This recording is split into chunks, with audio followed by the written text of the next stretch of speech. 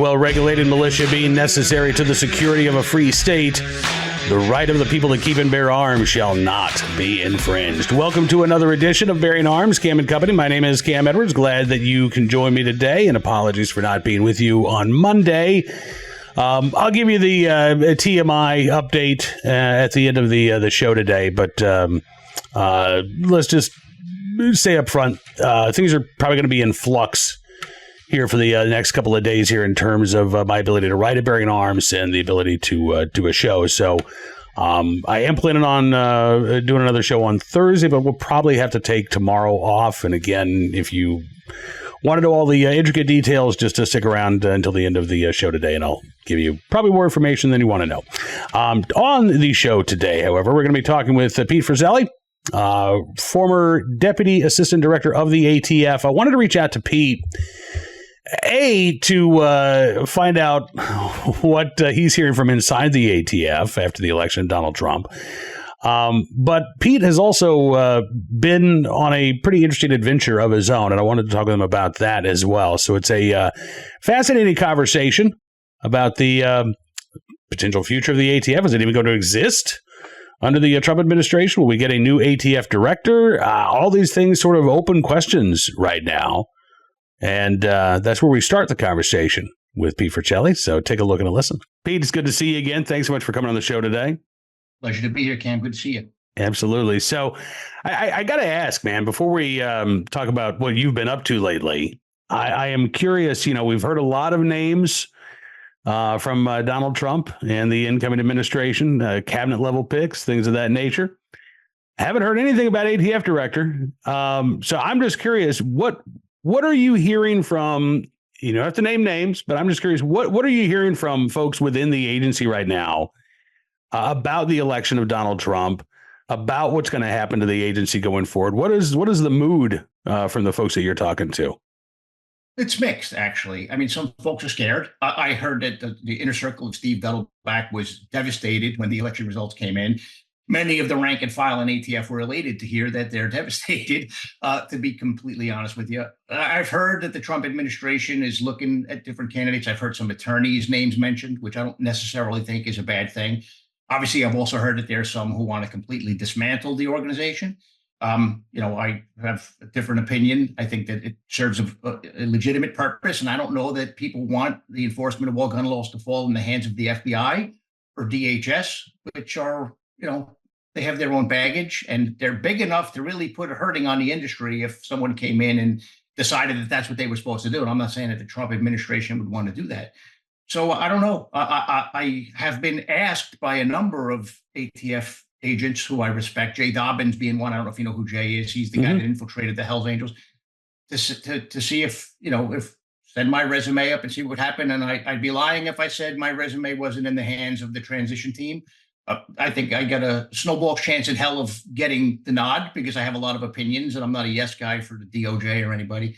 But we'll see what happens. I just hope whoever comes in there undoes some of the things that Steve Dettelbach and his team have done. I think that we can go back to the ways of B. Todd Jones and Tom Brandon, focusing on violent criminals and on helping the industry to work out the warts when they find an inspection where there's someone who's making honest mistakes.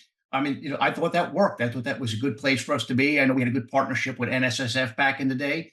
Again, I think a small agency with limited resources should be focused on violent crime, not the gun. It's the conduct, not the item, not the industry. It's the conduct of bad people who are hurting others with a legitimate commodity that perhaps they need to be punished for. Because I think, look, people who misuse guns give legitimate gun owners a bad name. That's just my opinion. Just like the Jersey Shore made all Italians look bad. As an Italian American, I was offended by that show. Well, I think there's an FCC joke in there, but I think he already nominated Brendan Carr to run the FCC. So I can't do anything about the Jersey Shore, but I will say that, if this agency is going to continue to exist, we do need a watchdog in there, not an attack dog, right? And Dettelbach, I think, David Chipman was designed to be the attack dog against the firearms industry. They couldn't get him confirmed. Steve Dettelbach, I think, has been a cross between a lapdog for the Biden administration and an attack dog for the gun control lobby, right? He is not from what I understand, is not pushed back on a lot of these rules, whether it's expanding who is engaged in the business so that merely offering a single firearm for sale doesn't even have to be completed. Can turn you into an unlicensed gun dealer. The frame and receiver rule, stabilizing brace rule, as you say, all of those things were going after gun owners, right? They weren't going after the gun traffickers. Now, I'm sure. Listen, there are efforts to do that. I'm not saying that those efforts didn't take place, but when you look at those big, high-profile initiatives that the Biden administration put out over the last 4 years, I mean, Pete, they're all targeting folks who want to comply with the law, right? Who they've taken in good faith that the ATF says, yes, you can put a brace on this pistol and it doesn't turn it into a short-barreled rifle. Oh, never mind. Yes, you can build your own firearm without having to serialize it. Oh, wait, never mind. Right. All of those vague and fuzzy rules, those weren't aimed at gun traffickers. Those weren't aimed at people who are criminally misusing firearms. Those were aimed at people who are trying to exercise their Second Amendment rights. Yes. Yeah. Well, a couple things I'm going to add to that. First of all, in my time with ATF, and I left before Dettelbach came in, full disclosure, ATF never had direct contact with the White House. It just didn't happen. I mean, I'm not saying they weren't one-offs, like, hey, can you brief us on something? But to have like ongoing contact, it just did not happen. It was when the Biden administration set up the Office of Gun Violence Prevention, which didn't do anything to prevent gun violence, by the way, because you still have U.S. attorneys' offices that aren't prosecuting armed criminals, right, who are using guns against others. There are a lot of U.S. attorneys' offices that have a real hands-off approach. Phoenix still being one of them. In fact, I've heard Phoenix has parked roughly 200 firearms trafficking cases, much like they did back in the days where I wrote that book, where it's like, hey, we'll get to it when we get to it. To include a case that involves over 20 Barrett 50 caliber rifles that have been trafficked to Mexico. So that kind of stuff is still going on. And it's not just Phoenix. The Chicago U.S. Attorney's Office was very lackadaisical when it came to prosecuting armed felons using guns to hurt other people. So, I mean, but that interaction with the White House and ATF did not exist until this administration. Rob Wilcox had a direct line of communication with Steve Dettelbach. That's been established. So, I mean, that's a problem. What I will say for the comfort of some of your listeners is you heard the name Todd Blanche mentioned as the Deputy Attorney General, I'm sure. He was Trump's attorney. I know Todd. I worked with Todd when I was an agent in New York, working on violent gangs, working on home invasion crews. Todd sat as a relatively brand new assistant U.S. attorney in the violent crimes unit for the Southern District of New York. He promoted there. He worked with guys that I absolutely respect, who went after really, really bad criminals. He's about as measured and as decent a human being as you'll find. And I think that to me, a person like him will keep ATF focused on what they need to focus on if ATF continues to exist as an entity within government. So, I mean, that's something that I took a lot of comfort in. He's not an activist. He is a law and order, go after the worst of the worst kind of guy. He's not the kind of guy that's going to politicize ATF or any other organization, based on my over 20 years of knowledge of the man. He's just an honorable guy. So I was really relieved to hear Todd Blanche's name thrown in for that position. I think it's good for the American taxpayer. Well, that is good to hear. Because, listen, I mean, I don't know how successful Trump is going to be at reshaping, the federal government, even the executive branch agencies. But as you say, if it's not ATF, some agency is going to enforce federal gun laws, right? The idea that Trump is going to come in and there's not going to be any enforcement of federal gun laws, I just don't see that happening. This is a law and order president, first of all, right? So, again, I'd like that focus to be on violent offenders, not trying to entrap or ensnare, legal gun owners. But, you and I were talking right before we started recording this. And, you think about it. So if it's not the ATF, then, maybe it's Treasury, maybe it's DOJ, maybe it's FBI, maybe it's DHS. There's the devil and the devil you don't, right? And this kind of gets into what you've been up to lately. There are some concerns, I think, about the FBI. Again, talk about a politicized and maybe even a weaponized agency, right?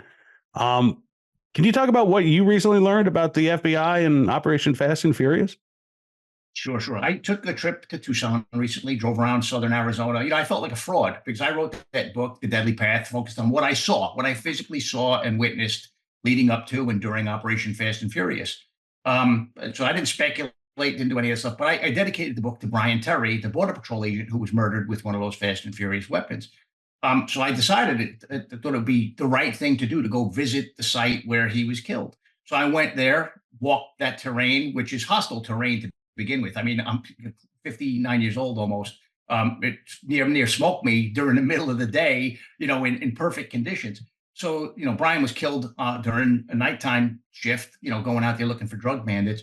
So just to see that, I thought was important. And it was very telling because, I mean, like I said, I had a hard time walking around there. I imagine this poor guy, big muscular guy, gets shot. His team trying to evacuate him before he bled out. It must have been just something. But I got to meet with some law enforcement folks that I had worked with back in the day, catching up on things. And what I learned was, and I wasn't aware of this, I had heard rumblings of it, but now I heard it from actual credible sources. As you know, Fast and Furious was a case that targeted straw purchasers.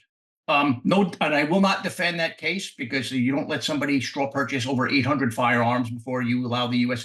attorney to decide, hey, maybe this person is worth indicting, especially when those guns are being trafficked to cartels, the butchers of other human beings. But what I learned was, and as you know, straw purchasers tend to work for traffickers, right? Right. Not always. Sometimes it's somebody who just doesn't want their name tied to a gun for whatever reason. But very often for traffic firearms, they work for traffickers. Well, I learned that the traffickers were two brothers who were actually informants for the Federal Bureau of Investigations, which means there's a possibility that the FBI unwittingly used ATF as some stooge to traffic firearms to Mexico for some reason. But lo and behold, these two brothers were informants for the Federal Bureau of Investigations, and that's who these straw purchasers were buying the firearms for. So what the FBI knew or coordinated, that I can't attest to, but from very reliable sources I heard. And I heard that the Mexican government did not like that these people were used as informants. Apparently Mexico knew. And I heard that DEA also was, initially interested in using these two brothers as informants, but decided that they were so violent and so over the top, just not people that they would want to put in front of a jury, that they walked away and said they would never use them. And as someone who signed off on informant packages as a manager in ATF, we looked at that. Like, is this someone who is detestable, who a jury would never sit there and want to listen to and be able to relate to? And we wouldn't use those people as informants. We know about Whitey Bulger. We know the FBI has a history of using some shady characters. It appears that might be the case here as well. So here it's like 12 years after Fast and Furious. Here I wrote a whole book about it, and I'm just learning about this development. And like I said, I heard rumblings about it back in the past, but I didn't speculate in the book. I stuck to what I saw, what I witnessed. So a little unnerving to see the Brian Terry, where he fell, and then to hear this, and this was all very, like last week, candidly, while down in southern Arizona.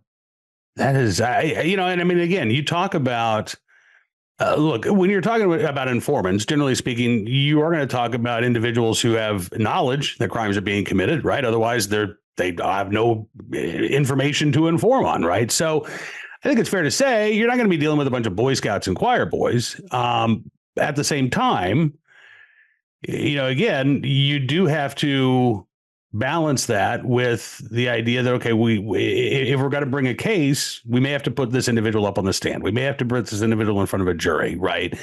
And I guess the bigger question is, if the ATF is working on this, straw purchasing case, and the FBI is got these informants who are trafficking guns, was this a matter of the two agencies not talking to one another? Was this a matter of perhaps the FBI just ignoring this ongoing operation? Because I mean, again, it seems like there's yet another layer of oversight, another opportunity for somebody beyond whistleblowers like yourself to say, okay, time out. There's something really, I'll use the phrase messed up here, not the word I want to use, but something really messed up going on. Let's lock this down. Let's try to figure out what are we doing here? And it sounds like, again, that was another opportunity that was just completely missed. Well, look, I can tell you for a fact, ATF and FBI in some parts of the country work very well together. In other parts of the country, they don't work well together at all. There are certain other things that ATF doesn't have a say in. And like, for example, and I'm not saying that I can say that this is the case, but if these informants were national security assets or they were working on something very high level that ATF did not have a need to know about, The FBI is not going to tell ATF. They might not tell the U.S. Attorney's Office. So, I mean, that's again, I'm just hearing this very low level rumbling from people who are in the know. But again, they're not telling me with these who these people exactly were or what exactly the nature of the case was. But let's go back to what you were saying earlier, though, and I agree with you. When you look at the 800-pound gorilla, look at when I was the special agent in charge of ATF's office in Miami, I had to fly to headquarters, somewhat frequently, and every now and then I would get on a plane with Roger Stone. Didn't know the man, never had a conversation with him. Kind of a strange guy, dressed oddly, very gregarious. So, I mean, it was hard not to notice the guy. But he's an old man, right? And you look at what happened when the FBI raided his house. They raided his house with a SWAT team, right? They had apparently people in watercraft be up behind his house. I guess he lives on a property that borders the water.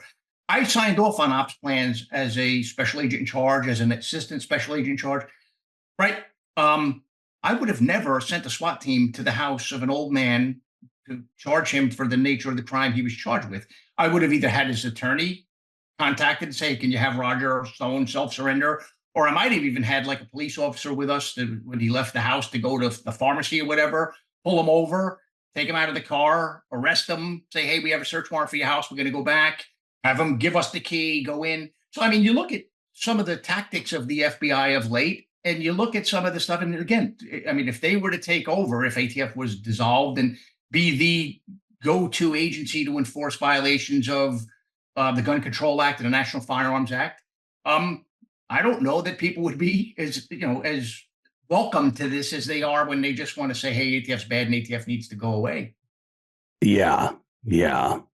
Well, and then there's the, to me, Pete, there's still the open question about why Operation Fast and Furious was even allowed to proceed, right? We still don't have any good answers for this. And you talk about this in your book. I mean, all of the concerns, all of the lack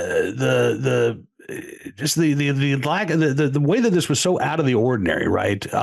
In terms of the concerns that were being raised and what was allowed to happen. I think, again, there's still a lot of folks, including myself, who suspect that, the real purpose behind Operation Fast and Furious was to generate support for gun control laws here north of the border and to say, look, we've got these guns that are being run into the Mexican cartel's hands. We've got to do something about it. Here's all the evidence. And if that was the case, and again, this is supposition on my part, but if that was the case, then, the FBI would not have had a reason to object or would have had every reason perhaps to use these informants as part of these trafficking efforts, right? Because again, that just helps build the case, the erroneous case that there's something wrong with our gun laws. And that's what needs to change here in order to improve security in Mexico. Well, look, as I've said many times on this show, stop begging for more gun laws when you don't enforce the ones that are on the books when it comes to straw purchase, trafficking to Mexico and whatnot. And I think we mentioned this in the past, but if not, I know that Fast and Furious started in Phoenix. It did not come from the White House down. I can tell you it was a lot of ineptness and a lot of just incompetence and inexperience that led to Operation Fast and Furious. I also believe very firmly that once people in D.C. heard what was happening, they saw opportunity. I mean, it was a Rahm Emanuel had that saying, never let a good crisis go to waste. Mm-hmm. I know that Demand Letter 3, right, came directly out of Operation Fast and Furious. I know they were giddy about that. So yes, to your point, they saw opportunities in that train wreck. In Phoenix, one of the things, and you read the book, I blame is Bill Newell, who was the special agent in charge of the Phoenix Field Division, political climber, very inexperienced. When this was happening, didn't have the wherewithal to say, hey, time out. This is not going to happen. And, there are people like that in ATF right now. In fact, like when a new director comes in, he's going to have to rearrange the deck chairs because you have a lot of inexperience, and inexperience can lead to some bad things happen. He may have to throw a few deck chairs over, and I have some ideas on who those deck chairs should be. So if your listener happens to be the next person appointed as the director, feel free to give him my cell phone number. But there were opportunities, I think, that they saw as a result of Fast and Furious to try to implement stronger rules against the gun industry, to implement perhaps new gun laws, Demand Letter 3 being one thing. But it's disingenuous. I know that before Fast and Furious even happened, the U.S. Attorney's Office, ATF, and NSSF sat down with the gun industry. They put on a "Don't Lie for the Other Guy" seminar. The U.S. Attorney's Office was there, promising, "Yes, we're going to be we'll go after these people who are helping traffic firearms to those who shouldn't have them." And they parked those cases and never touched them, as I highlighted in the book. And again, I heard that that's happening again right now. I heard the Phoenix U.S. Attorney's Office is still the worst U.S. Attorney's Office in the country when it comes to going after the people who are fueling this violence in Mexico. And that's just tragic because, again, it gives legitimate gun owners, people who care about firearms, people who care about the firearms industry, it gives them a bad name when you have criminals that are just allowed to run amok, untouched, when we have the tools to put an end to what they're doing. Absolutely. Well, listen, Pete, I do, as always, appreciate you joining us on the program. I have no ends with the Trump administration in terms of recommendations for ATF director, but I would love it if, there are a couple of good candidates, but I would definitely put you up there on my short list of candidates to be the next ATF director. So keep us apprised, man. I hope that we get some good news here in the next couple of weeks.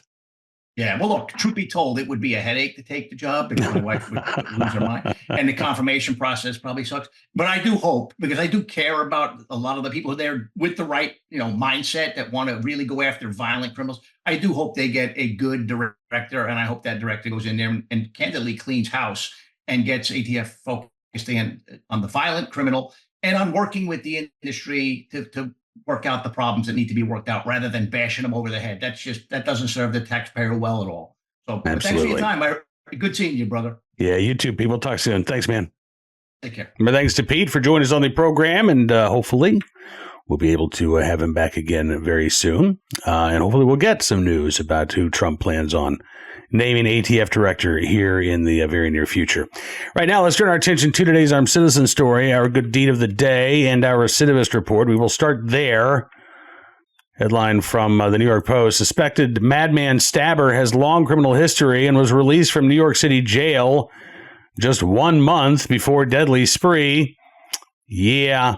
According to the Post, 51-year-old Ramon Rivera, identified by sources as the person of interest in this stabbing spree in Manhattan on Monday, has a long criminal history and was released from jail on October 17th on a time-served sentence for what the New York Post describes as a spate of recent burglary and assault convictions after spending most of this year behind bars. The release, according to the New York Post, perplexed Mayor Eric Adams, who said the NYPD, looking into how a career criminal with a history of mental illness could walk free despite his recent convictions. He said, we're still looking over his record, but there's a real question as to why he was on the street.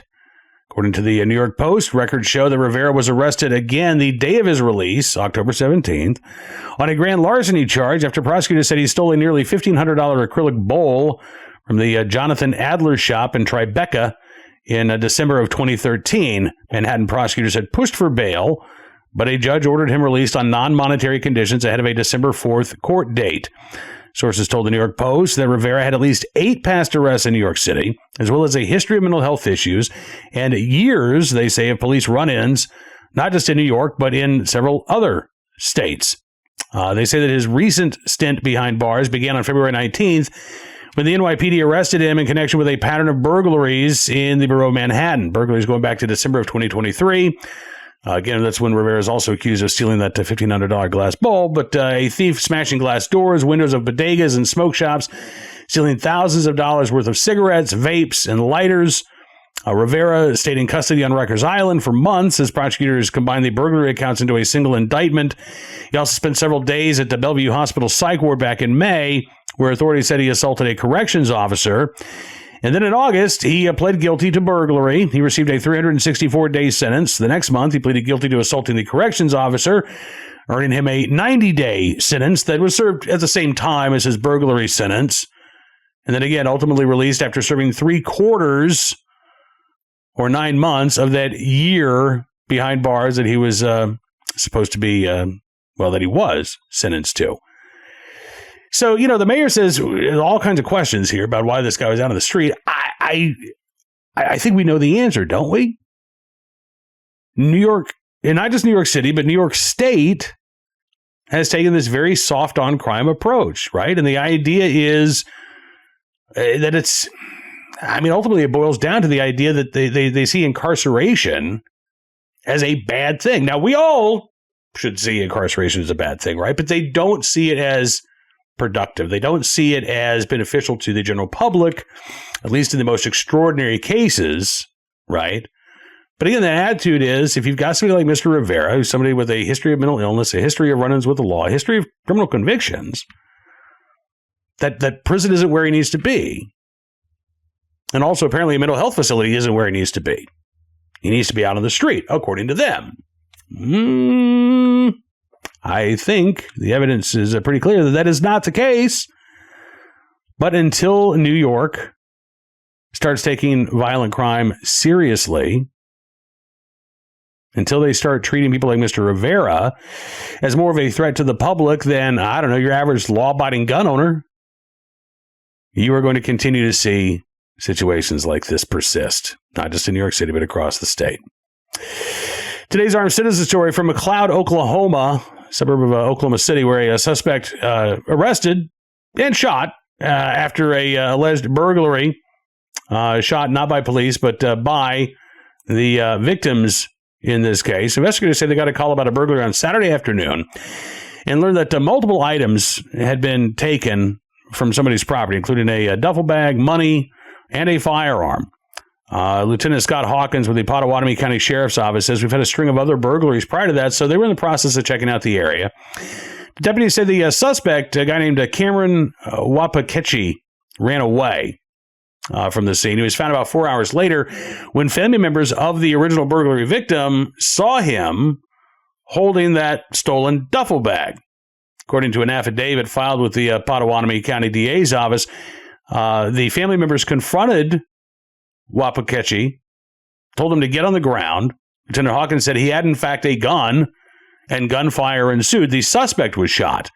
Actually, at one point, they said they were wrestling with the suspect on the ground, and more gunshots were fired by the suspect. Shortly thereafter, deputies, as well as the original victim, arrived at the scene. Affidavit says that once deputies got there, the suspect ran about 200 yards and then fell into thick brush. Deputies were able to tackle him, told him to put his hands behind his back. He wouldn't cooperate. According to the affidavit, Wapakechi tried to bite a deputy's hand. In the end, deputies say the crime victim actually helped handcuff Wapakechi. They were able to take him to the hospital before booking him into jail. Sheriff's Office in Pottawatomie County says this is also not Wapakechi's first run-in with the law. Lieutenant Hawkins says he's been in and out of the county jail, numerous burglary offenses, assault and batteries, domestic violence. Not allowed to possess a firearm because of his criminal history, so this is not something new to him. Right now, he is in jail on $50,000 bond. Nobody else was hurt in the incident, including the family members of that victim who, again, fired at Wapakechi in self-defense.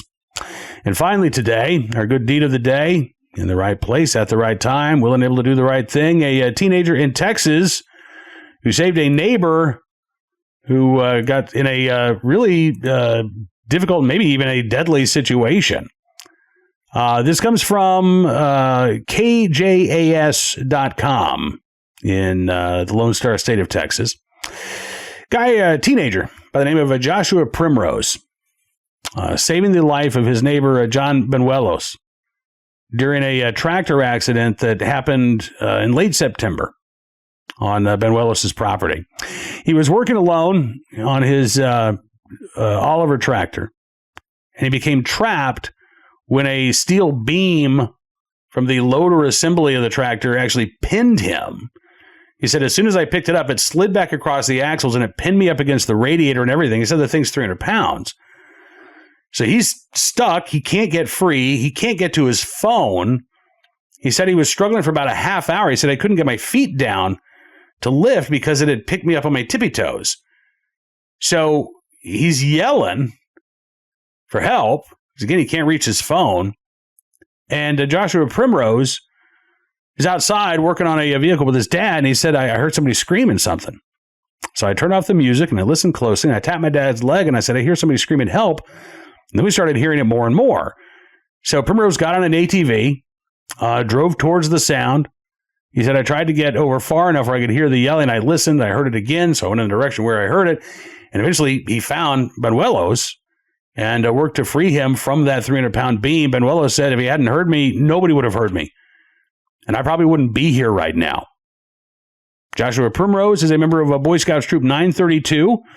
He is currently working towards his Eagle Scout rank, and he said he finally got his Eagle Scout project approved, so he should be starting it pretty soon. Even though he is not yet an Eagle Scout, I think that he has definitely shown himself to exemplify all of the good in scouting, as well as just, frankly, simple humanity in the right place at the right time, willing and able to do the right thing to save a man's life. Joshua Primrose, we thank you for your very, very good deed. All right, so as I mentioned, the TMI update about what's going on. As you guys probably know, Miss E has been fighting cancer for over 8 years now. Her initial diagnosis in September of 2016, and it has been a challenging few months. Going back to early August, she's been hospitalized.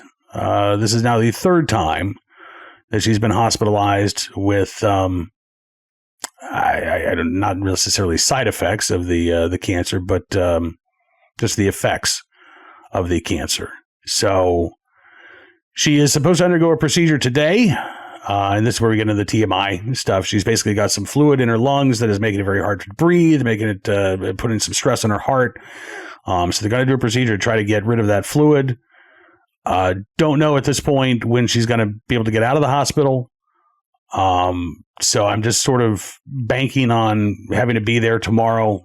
I'm keeping my fingers crossed that I can take her home tomorrow and I can be back at work on a full-time basis on Thursday. But that's what's going on. So spending a lot of time at the hospital. She's in good hands, and she is feeling a little bit better than she was over the weekend when she was just really struggling to breathe. But if you are the praying kind, I certainly do appreciate your prayers. And if you're not the praying kind, I certainly appreciate the good thoughts. I'll keep you up to date, keep you informed as to what's going on. But that's where I was yesterday. It's probably where I'll be tomorrow. And I am looking forward to being back with you again very, very soon. But in the meantime, be sure to check out BerrianArms.com. Tom Knighton is holding down the fort, bringing you the latest Second Amendment news and information from all across the nation. If I am able to get back on Thursday, we are scheduled to talk with Mike Sedini from Walk the Talk America. Coming up here on the Thanksgiving holidays. That's a tough time, and we want to talk mental health. We want to talk about taking care of yourself and taking care of those around you. So we're going to do that on Thursday. Fingers crossed, I am back. And until we talk again, be well, be safe, and be free.